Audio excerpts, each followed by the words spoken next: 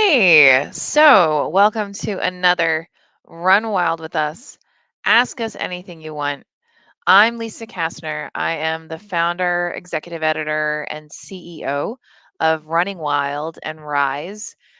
Two presses, Running Wild, we focus on great stories that don't fit neatly in a box, and RIZE, where we focus on amazing genre stories written by underrepresented groups. So we are typically here with you once a week on Thursdays at 5 p.m. Pacific time, 8 p.m. Eastern time. Unfortunately, in the last about 3 weeks ago, probably a little bit longer than 3 weeks ago, I came down with COVID. And so we ended up having to cancel our conversations. So, that said, I want to thank everyone who was so incredibly kind and reached out to me and to check on me and to make sure I was okay and see how I was doing. Your notes, your words, your blessings were just absolutely tremendous. And I cannot thank you enough for all of your kind thoughts and words. And so, with that, what I also want to put out there is I want to welcome two of our amazing, amazing, amazing team members. I want to welcome Kelly Powers. So, Kelly is one of our fantastic. Not only is she a reader, Kelly is also now also one of our editors. And I think you guys are going to love, love, love working with Kelly. And I also want to welcome Amy Hardy. And Amy Hardy is also not only one of our editors, but we've published a few of her short stories, and we are publishing some novels of hers in the coming years. Again, I think you guys are just simply going to be blown away. So, with that, I want to say hey to Kelly and Amy. And I also want to remind everybody who's watching, if you have any questions for us, just so you know, we exist for questions. So just go ahead and pop your questions in the chat. And what I do is or what I typically do is I'll just repeat the question, and then we'll all take a turn in responding to those questions. So I wanted to just find out, I don't know, Amy, what's been going on? How are you? Do you have anything that you were like, oh my gosh, I have to talk about this. I can't wait to share. Hi, thanks for having me. So I'm in Birmingham, Alabama, and it's wonderful outside. So I am joining you from my back porch. I've been working with a great author he has a book out with Running Wild. So we've been working a lot on his book, and I'm really, really excited about it because he has a sort of vision that he's capturing people that I never even kind of thought about. So his main character is a girl who she gets sort of misplaced in the childcare system, Mm, and she ends up with a not so great uncle, and it's really her life growing up. mm, And it's just told with such like softness, even though all of the characters are really hard. It'd be easy to pass judgment on them, but it's so refreshing to read someone's work that really puts breath into these people, and there's a carefulness about it. So I've been really excited about that. I can't wait for you guys to read it. Yeah, you're gonna love it. Oh, that's so, so, so awesome. Kelly, I'm guessing you're having some technical challenges. I don't know if you're able to, if you want to share a little bit about some of the stuff that you're working on. And if not, that's okay too. This is like a total no pressure environment. So, Yeah, I don't know what's going on. I'm sorry. Usually my internet's great. I don't know what's going on right now. I just keep getting dropped. oh, But it's okay. It like honestly, on my another laptop I have, all day long it kept dropping, and then and of course it would drop when I was like in about to start a meeting that was like incredibly urgent, and I had to sound intelligent. So yeah, I totally get it. It's all good. It's totally good. actually, that's So probably a good idea. That's a good idea. Let me try my laptop. I'm using my phone. Maybe my laptop will be better. Oh, okay, cool. That sounds good. So I'll be in the right back. okay, awesome. Oh, but in the meantime, Oh, I was gonna say, in the sorry. meantime, no, go ahead, Kelly. Just you can drop and then and come back, or whatever's easiest for you. Um, so I've actually also been editing our two novella anthologies. So in 2023, we're going to publish our first ever Rise novella anthology. I'm really looking forward to that. I think you guys are going to just absolutely adore these novellas. And we are also going to be publishing our seventh, believe it or not, our seventh annual novella anthology. So we actually just finished a first round of edits for those novellas, and I hope to be done all the entire editing process by the end of June, beginning of July. So that should keep us on track. Hopefully, I really want to get the Rise anthology out by like sometime in May, early June of 2023, and I want to get the Running Wild novella anthology out probably more like September-ish timeframe for that set. So I'm really excited about those. We actually, if you are somebody who has, we've already signed, so we signed a lot, like 25 titles back in like the March, April, May timeframe, and you haven't gotten an editor yet, please don't worry. We are still in the process of assigning editors. So all of our editors are actually, yay, I can see Kelly, so I'm going to add her. All of our editors actually, yay, are with us on a part time, and we all actually we have so much stuff going on that sometimes what happens is we'll assign out all of the titles that we can to everyone who's available, and then we have to wait in essence for individuals to become available. Now, all of that said, I literally just sent notes out last night to several editors because there were some titles that when I read the descriptions, I was like, I really think this would be a great fit. So I'm currently waiting to find out if individuals are available. And if they are, and you happen to be one of those fabulous people that we had signed in the last couple months, then you may be hearing from myself as well as your editor. Again, if you are someone that we signed very recently and you don't hear from us in the next couple weeks, please don't stress it. I'm going to be assigning folks on a rolling basis. A lot of times, what happens is our editors will reach out to me and say, "Hey, Lisa, I've got availability. I'd love to work on something." Sometimes I'll reach out to them and say, "We have this fantastic story that I think you'd be a great fit for," but they don't have the time in that moment, and that's okay, right? Because then we'll just go back and revisit it in the future. So I don't want anybody who's watching this to feel like you're being ignored. We're still on it. Now I've also gotten several people reaching out to me because you've submitted us some of your most favorite work within the last, since like I'd say mid March, April onward. And that's fabulous. We are so excited to look at these pieces. We are actually going to be doing another acquisition session. It's probably going to be the very end of July, if not beginning of August. Now, for those of you who are watching and you are not familiar with our process, basically what happens is that myself, my acquisition editors, we have an agency that represents us and all the titles that we acquire. Because what happens is when and I'll tell you what happens in terms, what does it mean to actually become a part of the Running Wild family?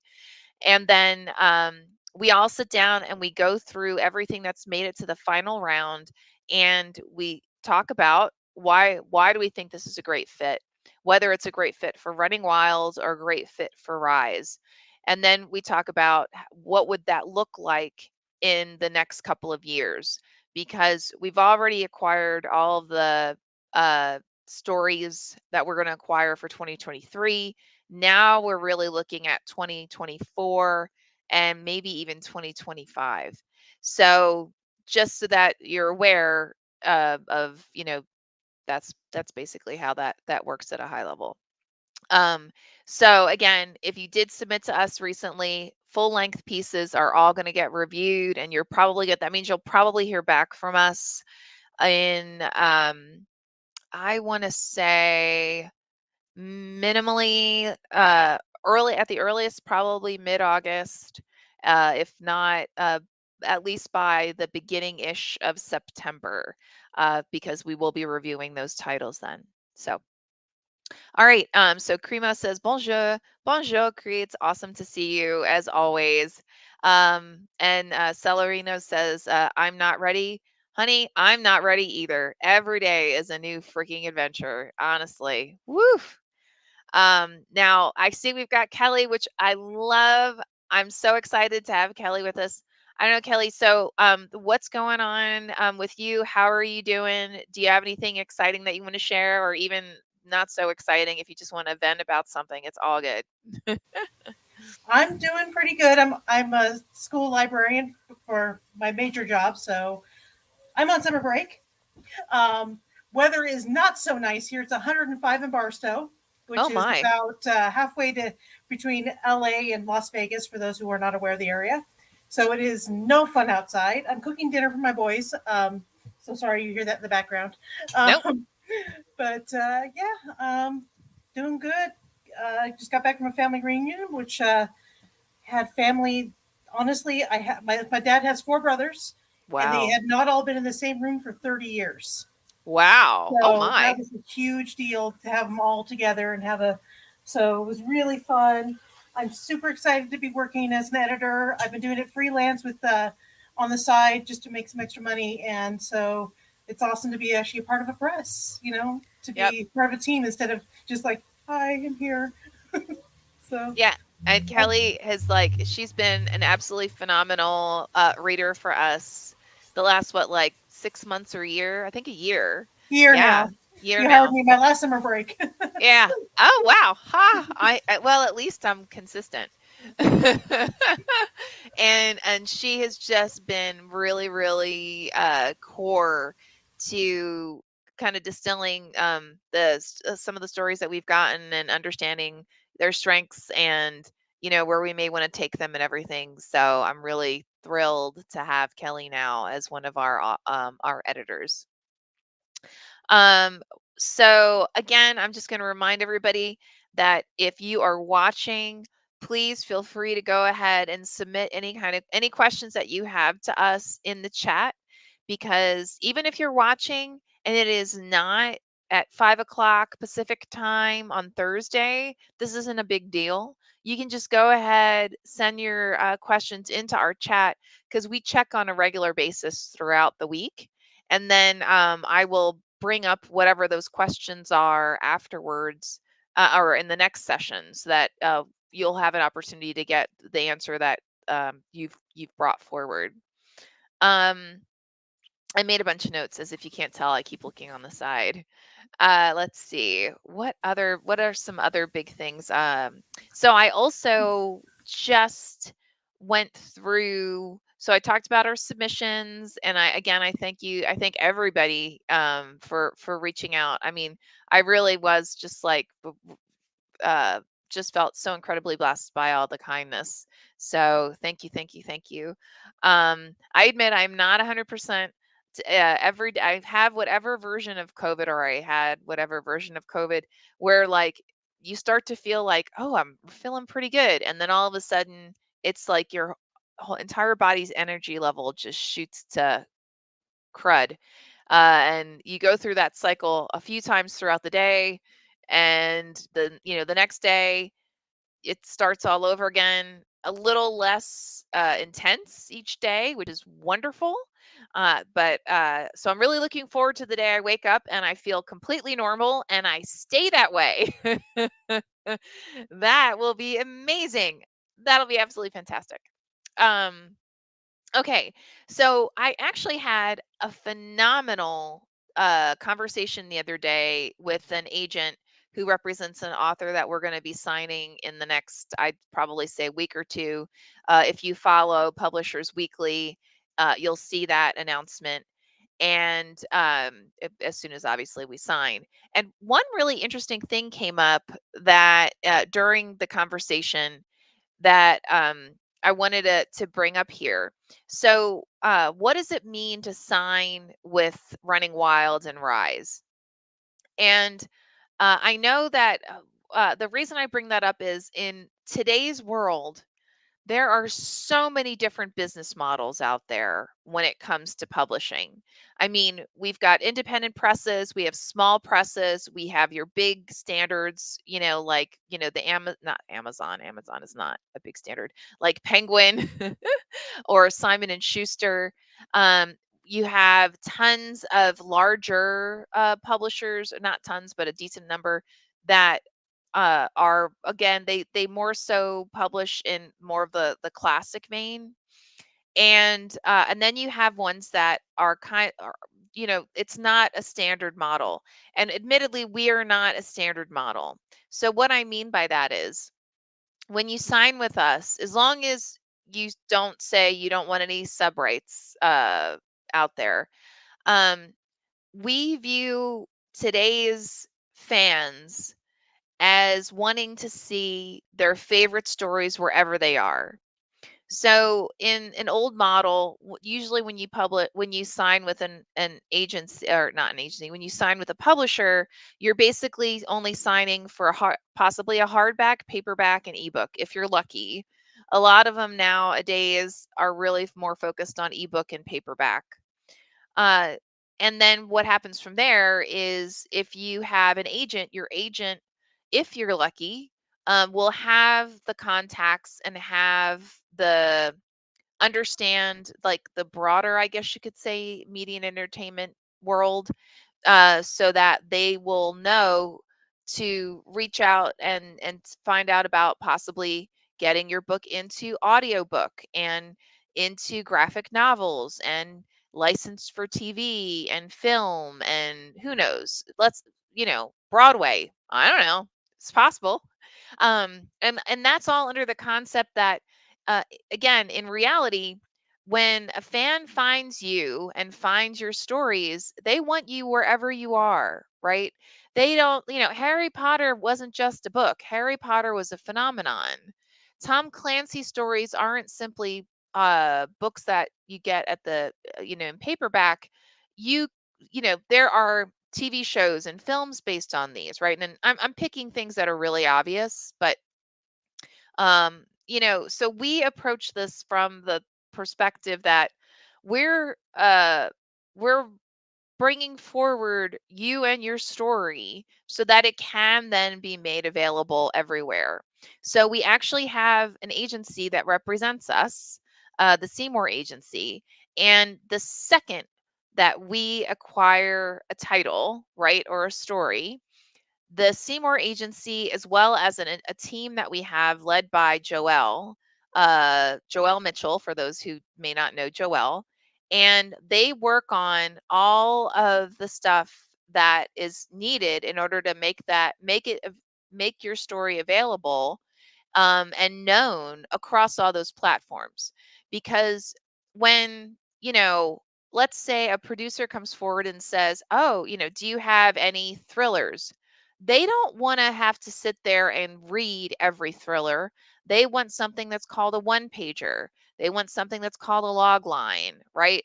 They want teasers. They want these things. These are really like marketing materials that are distilled down, that then help them figure out, is this something that they want to see uh, in more detail. And so we have entire teams that work on this on your behalf. And a lot of times we'll also get calls asking, how they just want a list of everything we have that has like female protagonists who are solving mysteries.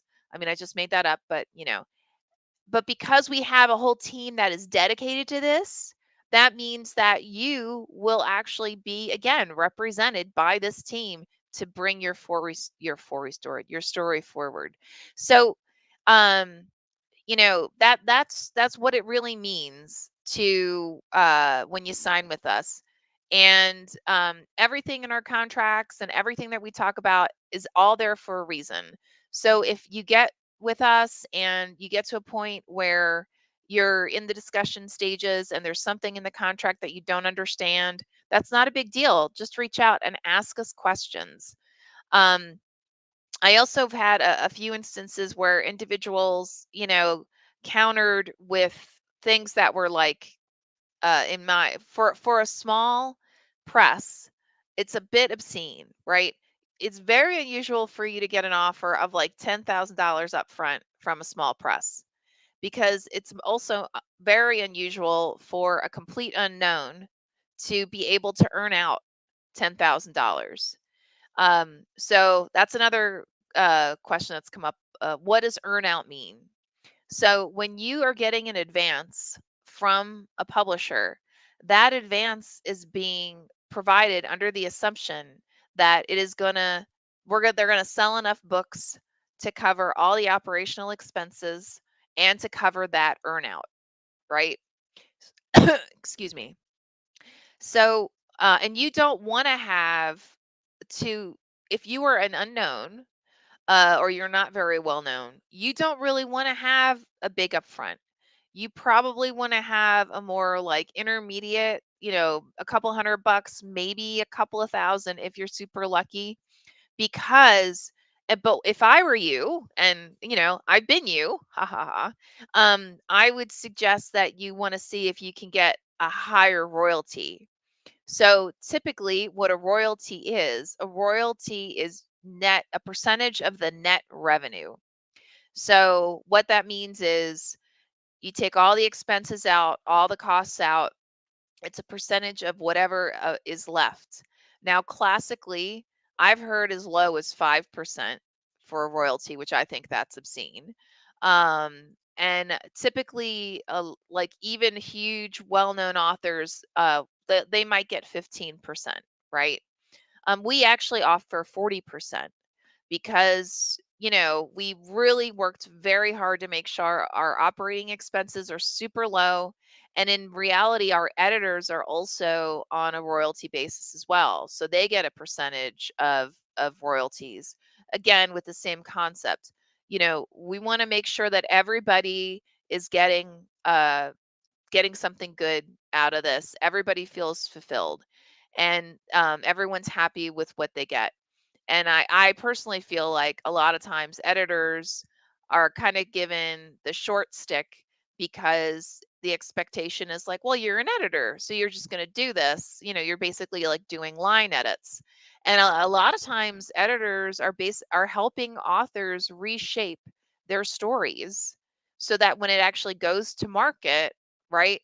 That fans are sitting there going, "Oh my gosh, I have to read this like over and over and over again." And there are some editors in the industry who are so known for that, that their authors glow about the fact that they really and truly did reshape stories that then became huge, like these tremendous phenomenons. I apologize, I seem to be tongue tied tonight. So with that, I don't know, Amy, Kelly, if you guys want to add anything or have any additional thoughts.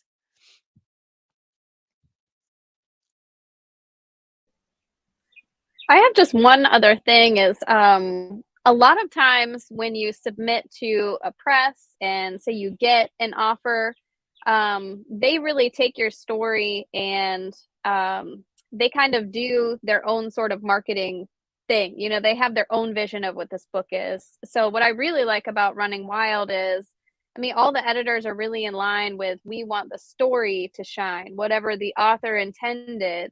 So it's not, about making it into something that Running Wild wants. It's about polishing what the author has to say. And I think that's like, your readers are great in selecting all the acquisitions. Just they select stories that have something to say. And that's one thing that any editor I've worked with in the company is just, we want to make this story the best that it can be with that author intent behind it. So it is a lot different, I think, from other approaches as well, just in that aspect. Awesome. I don't know, Kelly, I see you're crazy busy. I didn't know. You can just like wave me off if you're good. Um, Oh no, I was going to piggyback on what Amy just said. But cool. yes, exactly, and that's the kind of editor I strive to be. Is this isn't my baby?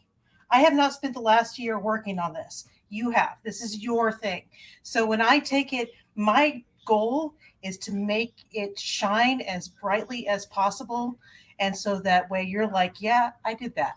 That's my goal, and I love that I have the freedom with this press to do that. Is it's not like we need to adhere to a standard. We need to it's almost like it's almost going the way the music industry used to, where it'd be like this sells, so make sure all of our books look like this. Right. That's not what works, and that's not what people want. So I'm so happy to be able to help authors reach that goal. So And honestly, I love, love, love that you both said what you said in part because one another question I've gotten because I just came from like a whirlwind of going to conferences. And by the way, I love speaking at conferences. I love speaking at workshops. So if you have a workshop or a conference in mind that you'd like me to come and either teach a workshop or teach a conference or just take pitches, I would love to do it. A lot of our editors do it as well. Just reach out to me and, we can totally chat. I would adore it. Also in July, I will be at the Diamond Valley Writers Conference or Writers Group. Look them up online because I'm going to be teaching like a half day session, which honestly, this is something that could easily be a full day session around owning your writing career. And the approach that we take is instead of, and I think a lot of aspiring writers do this, you sit down, you say, oh, I really like writing, and then you kind of pants it, right? So you figure out what the story is going to be as you're writing it. And then later on, you think, okay, where might I be able to submit this? Who might be interested in this kind of story? We flip it, right? So this is actually an approach I use I have a lot of mentees through like Horror Writers Association and through other organizations. And instead of saying, well, what did I do and where can I send it? We ask, what do you want to be when you grow up? Right? What do you want your career to be? Who do at the end of the day, if your dream could be to work with a specific magazine or a publisher or an agent, right? What does that look like? And what would make you happy? What would make you fulfilled? And we take that and we make it actionable, right? So we figure out who do you want to be when you grow up? What is it that you truly want to do? What do you aspire to become? And then from there, we figure out in terms of both a timeline and like a list of how do you make this happen for yourself. So I'm not going to get into too much detail, but it's something I honestly love doing. It tends to be it makes it so that you're not so everything doesn't feel so out of reach because you have true goals, you have true objectives that you can go after, and you do, right? You actively seek out and you actively fulfill. Um, but what I was going to say, to piggyback again on like what Kelly and I were saying, all of our editors, we all have the same approach of we are here to make sure that you and your story, they're killer, right? It is the best that it absolutely can be. That the second a reader opens up that book, picks up their ebook, looks online, and they start reading, they're like, oh my gosh, this is phenomenal, right? That is our objective. No matter the genre, no matter the cross genre, no matter the forum, it doesn't matter. And like a good example, and I'm not going to name names because I didn't get permission to talk about this from the author. um, we have a book that recently came out this month, and when we the author first approached me, I said, I want you to do me a favor. I want you to go to absolutely everybody. I know we're not your dream press, right?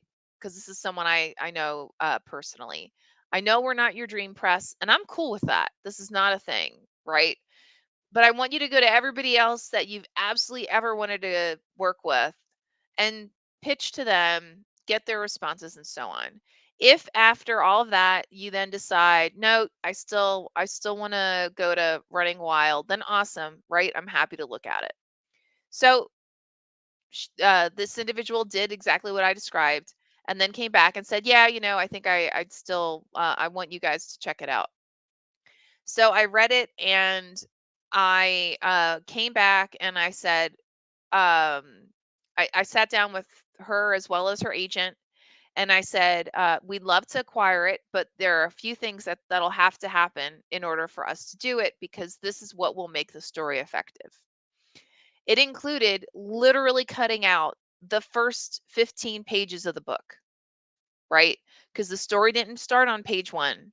The story actually started on page 15. Now, for an author to hear that, especially if this is a book that you have spent a year plus, I mean, some authors spend 10, 15 years on a story. That's horrifying, right? Because you feel like you literally have blood and sweat on the page. And it's like, so clearly this did not go over well. Let's just put it that way. And we had a few conversations about, why, like, why, what's the impetus for making these dramatic changes? And the author finally agreed. Well, long story short, it was named, it was given a starred review by Publishers Weekly. It was named one of the most anticipated books in May by Bustle. It's gotten a ton of acclaim, right? I am not taking credit for that. I am telling you this because I want you to understand that that is our goal. We want readers, we want everybody who even hears about your story to say, oh my gosh, I've got to pick this up. We want them to go online. We want them to brag to their friends and talk about how fabulous the story is. That's our objective whenever we are looking at your stuff. So know that, right? We are passionately behind you guys, 125%. um, oh, I'm I'm sorry. I'm kind of going. I knew I wouldn't be able to remember all the stuff that has happened in the last like 3 weeks. So I apologize, guys. Um Again, if you're watching, go ahead, pop any kind of questions that you have in the chat. We are totally here. We love to answer your questions. Um oh, so we are actually going to be publishing a book of mine in October, on October 18th of this year under a pen name, Callie Metis. And I have to admit, I have friends who want to kill me for this, but I was really hesitant to even bring this up. They want to kill me because I didn't put it under my own name. But let me kind of explain why, right? So I wrote this book. It's about a lycanthrope. It's about a shapeshifter. She doesn't know she's a shapeshifter. She finds out because she thinks her brother committed suicide, and he leaves her a trip to visit um, the birthplace and the museum and so on of the Burka, which is the most famous Viking warrior. And during that trip is when she finds out that, oh God, she's not only is she a direct descendant of the Burka, but it turned out that the Burka was also, guess what, a werewolf. So everything just sort of, blows up from there. So I wrote this novel, and I did not want us to. I wanted it with Running Wild because I so deeply believe in our editors, in our everybody who's on our team, our publicists, our readers, obviously, right? I'm a huge fan of our agency. I think that really our business model is the business model. I won't even say of the future. I think it's the business model of today, and this is really what this or some variant of it is where publishers should be in terms of how we treat stories, right? And how we manage them. So I submitted it uh to Running Wild under this pen name. Actually, I think I had a different pen name at the time. Anyway, and I just pointed it out to our acquisition editors and asked them, is this something that you think you would want to publish? Now, I did this under a pen name intentionally because I did not want them to feel like they had to say yes. I wanted them to know that it was okay to say no. It was okay to rip it apart. It was fine to say, wow, this is the biggest piece of crap I've ever read in my entire life. Why in the world are you sending me this? Right? All of that would have been 100% totally fine. So instead, they both came back and said, oh my God, I really like this is awesome. I'd love to be the editor for it. Now, for those of you who don't know our acquisition editors, for them to volunteer to be the actual editor for it is like a huge deal, right?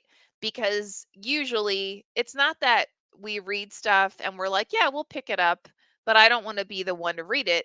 It's that we're usually the first ones who get a full plate in terms of stories to go through. So we're usually the most swamped. So only after they came back and said, I we got to pick this up, and I'd love to be the one to edit it. And I was like, okay, are you sure? And they confirmed it. Did I reveal that? Okay, actually, I wrote this, and then we took it from there. So we've been, this is another one that I am so overwhelmed with all the amazing um, backing that we've gotten on it. Lee Murray, who is a huge USA Today bestseller, she gave one of the most amazing blurbs I think I've ever seen in my entire life. Suzanne Samples, who's one of our authors, she actually literally got halfway through it and called me and was just like, holy shit, you wrote this? Like, oh my God, please tell me this is a series. Like, because I need more of this. So guys, you're probably going to hear in the coming weeks about different events that I'm going to set up associated with this, whether it's a book signing or in the coming months, a book signing or, some kind of get together, that kind of thing. We're going to have the official book signing or book launch will be at Mysterious Galaxy Bookstore, which is a fantastic bookstore in San Diego, California. If you are from the area, please join us. It's going to be on October 18th. Jonathan Mayberry, who's also this enormous bestseller, a dear, dear friend. I've known the man for 22 years. I don't know why the hell he puts up with me, but he's really super kind and does. So he's going to ask me probably a whole lot of ludicrous questions that I won't have good answers for, but it'll be funny. So, hey, we'll have a good time. But yeah, definitely join us. It's going to be both virtual and I believe it's going to be both virtual and in person.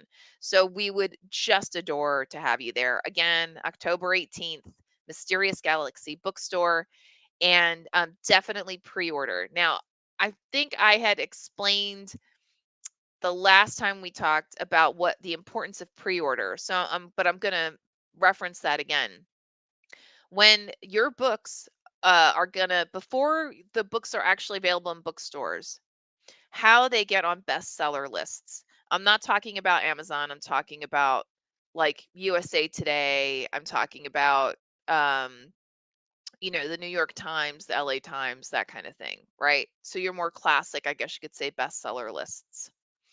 How they get on those bestseller lists is it's based on pre-orders.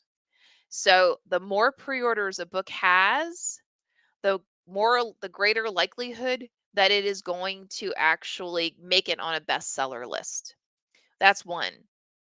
Two, that pre-order list actually helps distributors figure out how many books do they actually want to have in place.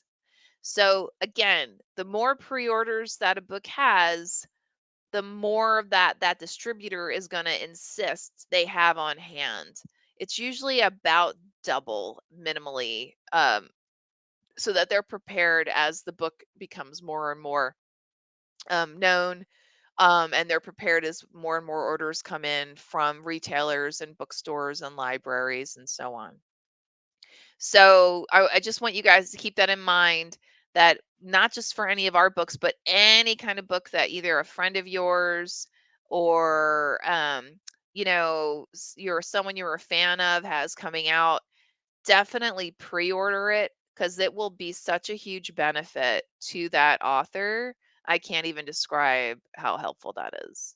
So, okay, with that, I'm going to pause because I've spoken a friggin' lot. I don't know, Kelly, is there anything that you want to talk about? I had a quick question, going back to what you said about willing to go to conferences and stuff like that. I'm actually a member of SEBWI, the Society of Children Book Illustrators and Writers. And would you be willing to speak with one of our conferences, even though you guys do mostly adult? I would adore it. I would be completely honored. Absolutely. Awesome. Yeah, I'll definitely. let our people know. 'Cause I was going to ask you in the past, but I'm like, you do mostly adult, and this is like picture book through young adults. So I wasn't sure, but I know you, despite the age range, you bring a wealth of knowledge and experience that we can all benefit from. So if that's all right with you, I'll go ahead and I'll connect you I'd outside be of this. Yeah, I'd be thrilled. Thank you. I'm most knowledgeable of YA and a little bit in new adult, even though I'm not sure new adult actually still exists anymore. It feels like that was a fluke. You know what I mean? Like, but yeah, no, I'm happy to. I like I said, I would be thrilled. So thank you. Awesome. And Yeah. I do believe new adult still is a thing because I still see agents asking for new adults. So Oh, okay. I think it's still a thing. I just don't think it's a thing at bookstores yet. So, Ah, so it needs to got be a it. thing. Okay, all right. Actually, I can believe that because what I've seen is more people who like are submitting stuff to us that like technically the age range of the characters could be more young adult, but the language isn't.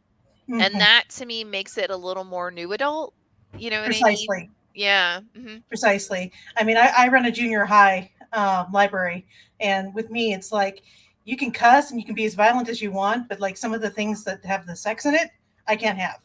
So I Yeah. would consider, even language and violence to be actually okay, but the things that may be a little bit more racy or, that's new adult, you Yeah. know. So Totally. the What's colleges need to get in on that. Yeah, totally.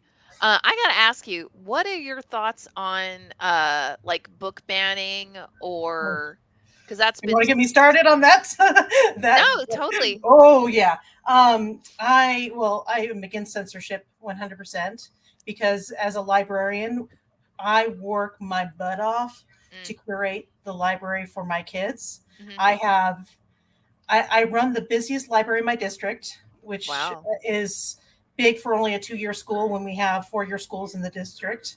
But I beat them by over. Last year, I had over 13,000 checkouts, and then the closest high school had 9,000. So I'm Wow. kicking butt, but that's because I am supported. I have a large budget, and I have newer items that I'm trying to diversify. Mm, So, when I started, there's only one LGBTQ book, only hmm. one. Hmm. Now there's over 60. Yes. Exactly. I'm trying to really broaden. We had zero about Indigenous people. Now we have over 35. Those are really difficult to find, but I'm working on it. But I mean, like, so things like that, where I wanted each of my students to find themselves in a Mm, book hmm. and to also learn empathy about others. That Hmm. is my goal. And honestly, every year my band book week is the most busiest week because I put up that display Hmm. and the kids are like, "What? I can't read this." I'm like, "No, you can. Please do. Read it. I want you to." I hate it. And I've heard so many authors speak on it. Mm, You really want to hear somebody take it on, talk to Judy Bloom. Oh my yeah. gosh. Or, she just, somebody asked her and she's like, I can't believe my books, my little books. And she's just awesome. So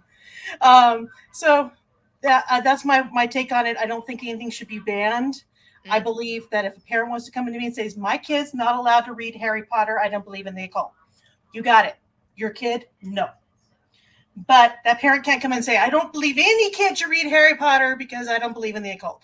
That's when we are going to have a disagreement. hmm. But Hmm. your parent, in my school, if your parent says you can't, you can't. I'm not going to. I can't get in the between you two, but Right. I can be an advocate for the rest of my kids. Yep. Honestly, I'm bisexual. I didn't know I was bisexual until I was 30s, and if we had some of the books that we have available now, I would have figured it out much sooner. I didn't. I thought Yeah. I was weird. I thought there was something wrong with me, and there Mm. wasn't. No. And I just didn't know. I just didn't know, and it was back then. And but I don't want that my students to have that experience. So when I have a student that comes up to me and says, "I can you change my name in the computer to Zach? And can I check out this book about being transgender?" You got it. I'm not going to stop you. I Yep. mean, and if somebody comes in and tries to put them between that student and what they need, oh, I'm going to fight. Oh my God. Kelly, I So, love you so much. And let's just own the success of your library. It's you, love. I mean, come on. You work your hiney off. It is there. It's because you so believe in your kids. You so believe in supporting and having an open environment. I mean, so huge congrats to you. thank you. Seriously. It is home to all, and I try to make it a bully free space and everything. It's the one area I can control, but I also have a really good relationship with the English department, and I have a really good relationship with our what's called our Title I, our funding department. They Mhm. give me a really good budget every year, and honestly, the success of my library is a team effort. It's not just me. If I didn't have the budget, I wouldn't have the books, I wouldn't have the kids. Everything falls. Yeah. If the English teachers didn't say, "Come in, I want you to check out a book that you want to read," versus "this book I'm forcing you to read," Yeah. I wouldn't have the success. And Yeah. it's all, and our reading levels go up every year. It's all symbiotic and it's wonderful. And I've been doing it almost 10 years now. Wow. So, but yeah, that is a subject that I could talk on forever. I don't want to take up a whole time No. on that. We got a What? couple questions, so Well, and I before we got to the questions, I wanted to ask Amy, what are your thoughts? Because I know you've got family. I'm sure your kids are impacted by all this as well. Yeah, they are. And I was a high school English teacher for 7 years. And it was just this year I moved out of the classroom and now I'm an e-learning editor. So I'm writing and editing curriculum now. And every year I would get complaints because I would do a lot of kind of like what Kelly does is, hey, I want you to read, go to the library, check out a book. Or, hey, I found these 10 titles online, you can choose any of those. You can choose one of your own. And I've had every single year, parents kind of complain about me giving access, to these books that are banned in a lot of places. Even though they're choice books and even though they're supposed to review what their child is reading before they read it, I always get complaints, even if their child is not reading it. And that's the part that really is hard for me is I can, just like Kelly was saying, I can see if you're like, hey, this is not appropriate for my child at this moment. Sure. But yeah, to ban it for everyone. Oh, and a lot of, if you look at the books, they're, people of color, they're LGBTQ, like these are people who have always been marginalized and who have never had a voice, an outlet. They've never, the students who identify or have that experience, they have never seen someone like that in their life either. So it's just really important to keep supporting these authors. Yeah, and for my own kids, you were asking is just, I can't, it, I don't know how to say this, but it is Do it. disheartening to know, disheartening, I'll just say that, to know that people want to deny so fiercely someone else's existence that they will do all of these things. Mm. Because that's what it's really about. It's suppressing the story, which is someone's existence. So yeah, we need to keep fighting. Kelly, keep doing your band book week, and yeah, let us know how it goes. Anything you need. Oh yeah, I'm sure social totally. media would, yeah, definitely pitch in. Yeah, we need to keep these stories strong. Agreed. it's honestly awesome. And like, especially when they see the face, like, wait, why is Hop on Pop banned? Like the books that you would never even expect. And I'm like, well, because it encourages disobedience against parents. It Okay. does. And then they're reading it. I get questioned why I have books on reproduction. And I'm Right. like, it's science. And guess what? When that big group of boys comes in, they're all 12, 13, 14 years old. They Mm. all come in, they pull that book off the shelf, and then they go to a table and they start reading it to each other and laughing. Well, haha, one, you're reading. Two, you're reading aloud. And three, you're learning. I have no issue with it. But yeah, I mean, I wish my own son was a little better of a reader. I Mm. tried, but he's very techy. He's a tech-minded kid, but Ah, I'm working on it. He's very black yeah. and white. It's But it's so funny. Like my and I promise I'll read. I'll do the questions because I keep saying we'll do your questions. My my husband's a musician, and when you a lot of men that I know who weren't really readers when they were growing up, if you ask them, and it turns out comic books, game on, right? It was just like they just needed to find the right forum for whatever story would engage them. So Pride and Prejudice, hell no, right? But like Iron Man, bring it on. what I So love about the world these days is Pride and Prejudice is a manga, is an anime, and I it's know, isn't that checked awesome? out all the time. Those manga classics are like one of the best things. The kids check them out all the time, and I'm Oh like, yeah, girl. you're being cultured. My husband's also a musician, FYI, Oh so sweet. I get you. Cool. Awesome. Okay, so Dawn McIntyre. Hi, Dawn. You are with us so many times. I love you. And here is Dawn's question. Hey there. Congratulations on the new book. Thank you. Question. Are you familiar with Let's Talk About Books promo? A colleague raved about the success she had with the Zoom book tour they arranged for her, but I wondered if there was a better choice. You know what? It's interesting. I am not familiar with Let's Talk About Books promo. I know there are a ton of different like book promotion and publicity groups that are available. I actually just recently got turned on to hold on, sorry. I think it's Upwork. Yeah, upwork.com. And upwork.com is a more broad, like a general if you need someone who's skilled in some area, then you just you tell them exactly what the job description is, what you need, and then you get to interview them. You can ask them what was their success rate. And I know because right now I'm actually looking for a publicist for Cure, because I just don't have the time to do it. um they actually have a guy on there who looks like he's really good. He looks like he's got a lot of experience and has had quite a bit of success. So definitely check out Upwork. There was a publicist that a friend of mine used with us, and I'm friends with her now on Twitter and on Facebook. I'll message you on the side later, Dawn. She was very good. She was wonderful to work with. She actually has a book on publicity and like what to do and that kind of thing. I think part of it too is like what kind of publicity you're open to, whether it's like in person or you only want to do stuff that's online, like that kind of thing. One thing that I do want to say, because I was talking to, I was at a when I was at a conference, someone was asking me about, what's the best publicity to do, and a lot of people were like, "Oh, should I start my own web page? Should I start my own, live streaming?" Yeah, I mean, you can do that, but the reality is if you're an unknown, then most likely what'll happen is you're not going to get a whole lot of hits, right? So you need to find ways that it is going to either like so, like Jonathan is many more people know Jonathan than they know me, right? So fingers crossed, maybe a couple more people will actually show up and join the Zoom because Jonathan will be there, right? It's the same thing no matter who you are. You want to it's much smarter to have events where it's you and people, because their fans and your fans and their fans and their friends and their cousins, hopefully they'll all join, versus you going out there independent of anyone else, where if it's just you, then it's only going to be those who are interested in what you have to say.